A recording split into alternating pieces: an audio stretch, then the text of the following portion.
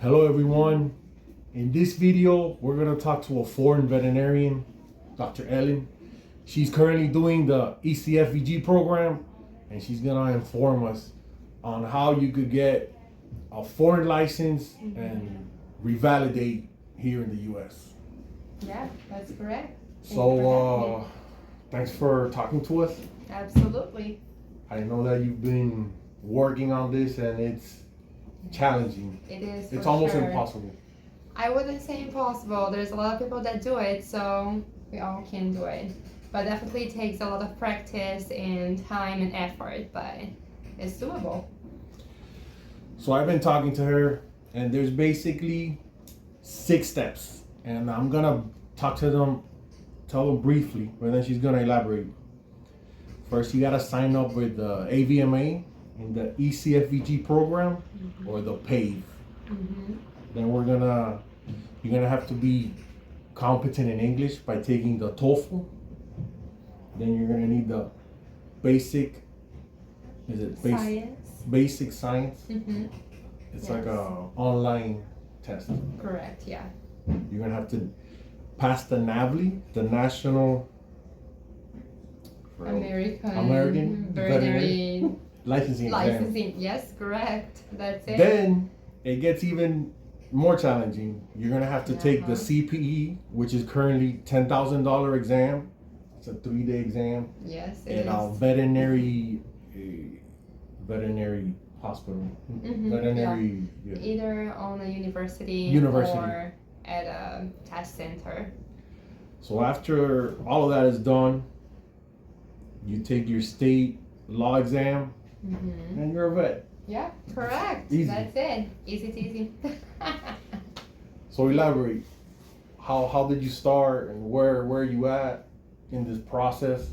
Yeah, so I started the process actually about 3 years ago. Again, it is a long process. It can take longer or it can be a lot quicker depending on a couple of things, and that is when you started, if you already have the English proficiency or not. That is a tip. I feel like you can do it before you actually apply for the ECFVG, because a lot of people actually fail the first time they do the TOEFL or whatever test you want to do.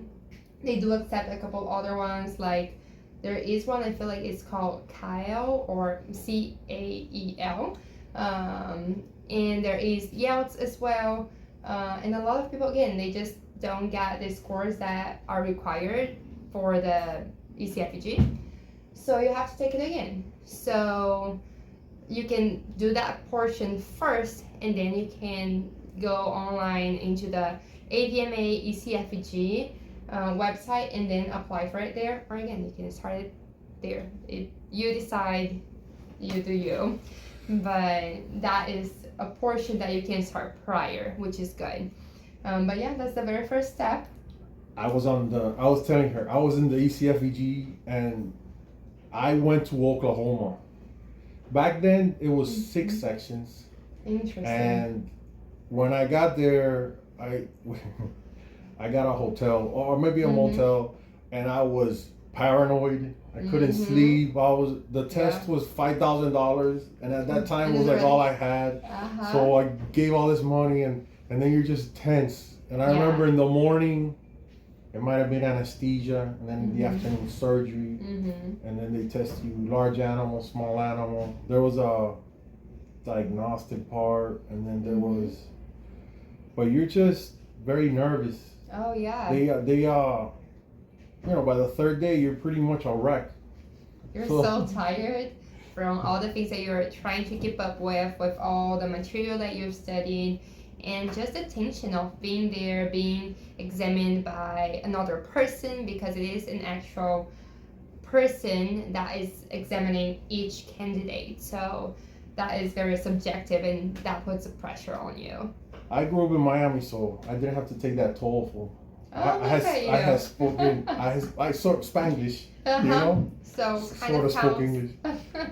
And I did notice during the test that people that didn't speak, they had an accent, they were They asked them more stuff. Which And is I actually cool. failed Huh. the spay. Which What is I crazy. did was, That's what you do when for I a was living. when I was suturing, I didn't suture the stitches close enough together. Yeah. And then They check the on that. guy stuck a mosquito between the Mhm. stitches, and he goes, "You made a fatal flaw. Yeah. Step away from the table." Mm-hmm. And I can still remember Yeah. how that felt. Oh yeah. It's like, man, Immerse but you. you don't understand what all I've done to come to this point. Yeah. But anyway, one thing that I do remember is when I failed, they send me an envelope. It's like a little envelope. But when I passed, they sent me a big yellow manila. Sure. So I was like, I passed. Because it was big, you know? Yes. You're like, okay, that's what I was waiting for. Oh, man. Yeah. Ugh. But, well. But tell us what else. I actually steps, don't know but- what the basic science test is. That's new. Okay. How did that go? Yeah, that again, you start with the processing your fee on the website, and then you're going to apply for a bunch of just documents that you have to send, and they have to verify, make sure that you have your degree in veterinary medicine. They check a couple things as well that have to make sure in regards to what you've done in the past. But that's the main thing that they do as well in the meantime that you're prepping for the basic science test, because you do have to get all of those documents approved first, and then you're going to be eligible to applying for the first step, which is the BCSE, which stands for the basic science exam. And that test, you can take it on the computer. You don't have to Yes. go anywhere. You do have to go into what they call that, Oh, it's like a testing- Prometric. like Yes, a it's testing a facility. test center, which Like the here in the NAVLE. United States, it's actually the okay. same place. Which here in the United States is at the Prometric. So each state has a couple of units where you can take that. But I've heard that you can take that test, that very first step, in your country of origin if you're still not in the United States. So you can start the process wherever you're at, and then you can come here later for the CPE, which is the last portion, Okay. which is another So interesting thing. let's say you pass the TOEFL, the Mhm. English portion. Yeah. Then you take the basic science test. You pass that. Now you're eligible for the NAVLE. Correct. Yes, you Okay. can only apply for the NAVLE whenever you pass the BCSE. So at that point, you can either already apply for the NAVLE, which is the North American test. So every veterinarian here has to apply for it and pass it. Or you can actually also apply for the CPE at that time. I prefer to do all the theoretical tests first and then prepare for the CPE, because they're just different kind of tests. So I felt like it was different kind of strategy to study. So that was my decision, but Tell at us- that point you can decide. How did you prepare? What worked? What do you think was to give you the most return on investment? So for the BCSE, I used the Zuku website. They were amazing. Just the content is really good. It's very specific for this test, for the BCSE. So, and I felt like that definitely prepared me with everything that I needed for the test. It was really similar. Yeah, Zuku.com. And it's like a subscription that you pay every month or something? There have a couple of packages, so you can either do 3 months, 6 months. It depends on how much time you want to use for yourself to study. But that's it. So I used that. It was really helpful. That was for the NAVLE and the basic That science? is just for the basic science. Just for basic science. Correct. But they do have another different course specific for the NAVLE. I haven't used that one for the NAVLE. I use the vet prep. So I can talk about how For the NAVLE, for the you NAVLE use I use vet prep. Is that a website? Correct, yes, What's a it website? is a website. They also have a couple packages, and I use the premium, which is worth it because they do have a couple of audios. They have classes, not just the questions, but definitely the questions are the ones that you want to use, and just do it all, because that definitely prepares you for the test day. So what I've done a lot, and I felt like was huge, is to actually prep using the time frame that I have to use in the test, kind of just do a full simulation as if I were in the test center on that day. And that was really, really helpful. So you got these tests done. Now comes the CPE. Yes. And the CPE, that is a clinical that's test. The bear. That's the line. Yeah, that is the big one. You gotta tame it. Yes. And what I've noticed, because there's a lot, I work at a shelter. There's a lot of vets that come and they help me with shelter animals. Is that you gotta do surgeries. Mm-hmm. You can't just do surgeries on your mind and then you go there. Yeah. And it's not the same as dealing with instruments and blood and complications, and working with an anesthesia machine, because you're gonna have to. They're gonna give you an anesthesia machine and you gotta construct it. Put all the hoses, this and that. Explain all the units, all the portions of an anesthetic machine, and explain.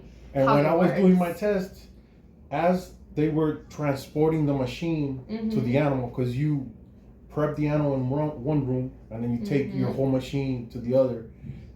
One of the instructors disconnected one of the cables in the back.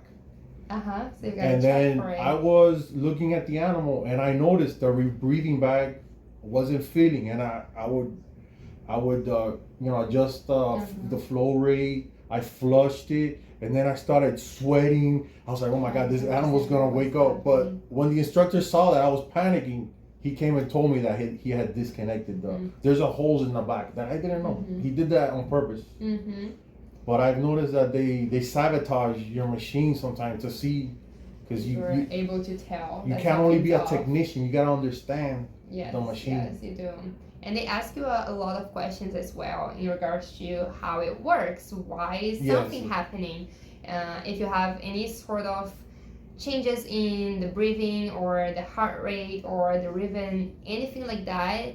And even if there is no changes, they can still ask you, what if that was happening? What would you do? But most of the times, again, if you have the practice, you know that there's no such a thing as just a perfect anesthesia. Dogs will respond differently every time. So things happen, and then you just have to be able to tell them what is going on, how would you approach it, how would you correct it, what are you expecting to happen in a response to whatever maneuver you're doing. You gotta find a clinic that they'll let you work with an anesthetic machine. Yes. Know all the parts. I don't, because there was I remember you're familiar with it. The oxygen cable, it will connect to the roof where I did it. So you have to disconnect it and then transport it and do all that stuff. You gotta know the right rebreathing bag, what size. So there's a lot of details. Yeah. But for that test, they actually have what is called MOA, which is a manual of administration. So my recommendation is you get really used to reading that multiple times so you understand what are their approach, what are they expecting from you, because I feel like that is one of the main things in regards to this test. It's just being familiar on what you're expected to show them or construct there. So that is really, really important. Do you remember what the fatal flaws in the anesthetic part? I remember it was you had 3 opportunities to put a catheter. Yes. So you really want to sedate this animal like it was drinking all night. You don't want this dog moving around. Yes. You gotta give them really strong pre-anesthetic, and when you really induce. You don't want this dog to wake up. They can be coughing on you while you intubate. So there are a couple of the fatal flaws. And what do you use? I use for the pre-med acepromazine and hydromorphone. Hydromorphone is not every time available, so it really depends on what they have there. But some of them won't have hydromorphone, but they would have morphine, or they would have methadone. Well, I don't think they actually have methadone, but I've heard that there was one time that they had methadone. You just gotta be knowledgeable on what they have and what you can use. Yes, and what did you induce with? Propofol. Yeah, propofol. Okay. Yes. And that's gonna give you a good 10 minutes for you to intubate and. But you don't have 10 minutes. So again, that's when you go back to, you have to know your manual, what are you expected. So that is one of the main portions of the anesthesia, is that you actually have 3 minutes to induce your patient and then intubate it. Make sure it is intubated correctly because it could go into the esophagus, the AD tube. So you have to make sure that it is in the trachea. You have to secure it and do a His test, which is something that I feel like pretty much no one does in real life. But it is a really interesting and important test when you check how much air are you if there was a leak before you did anything. Oh yes, before anything, again, you're just assembling all of your machine, you're doing a leak test, you tell your examiner how you did it, there is no leaks, or if there is a leak, you have to try to find where it's coming from, and you can ask for a bottle of water with a little bit of soap to try to spray against the reservoir bag, for instance, and try to see if there's any leaks there or on the breathing circuit, those things. So yeah, you check all of that first, and whenever all of this is already assembled and ready to go, that's when you induce your dog. When you're inducing, again, you have 3 minutes to start the induction, place the endotracheal tube, secure it, do a His test. That means you're not placing too much air on the cuff, so you're avoiding any pressure issues on the trachea from that from the AD tube. But you also don't want it to be leaking, because then that gas is just going to go into the environment, so it's also going to affect everyone that is on the room. So that's how you would get how much is enough in the correct amount of air to place it. So you close the pop-up valve, give a little bit of, it will really depend on your dog and the size of the AD tube, but you start just pushing a little bit of air into that AD tube, and then you're listening for a leak from the trachea while you're pressing on the breathing bag. So it's a lot. You have 3 minutes to do that pretty much. Then you actually have 2 other minutes, so a total of 5 minutes to then check if your patient is alive. That's really important. You have to check if the heart rate is okay, if it is breathing or not, and then yes. Did you have to connect to like connect to IV fluids? You had an EKG or anything like that? Or? Not in the first moment. So first you have an esophageal stethoscope, so you place that, but it doesn't have to be within the 5 minutes, which was my issue on the other time.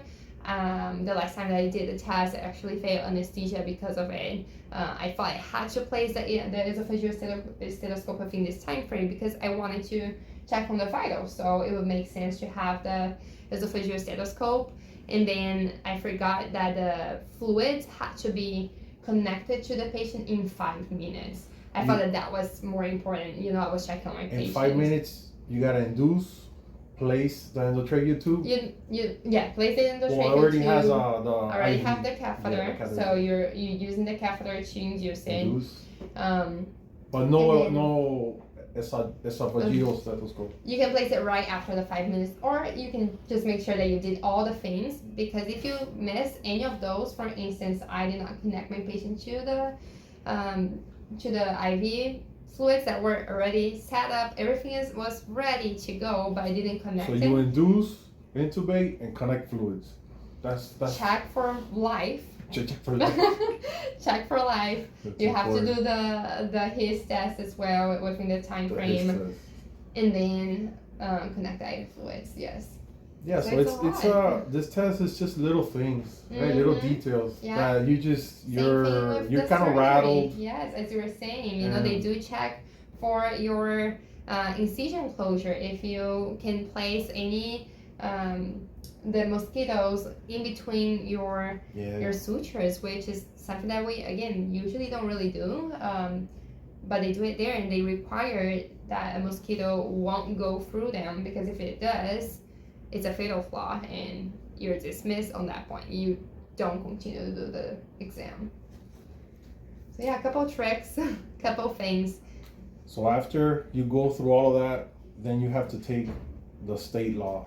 When I was in South Florida, that was simple. I think it was like 30, 50 questions, and you just go there, take it, and you're done. And that's it. Yeah, sounds simple, but this is... But not that simple. Yeah, I hope to get there soon, so... Yeah, you will. Amen. Well, thanks for watching. Stay tuned for more content. There you go. Have a good one. Bye-bye.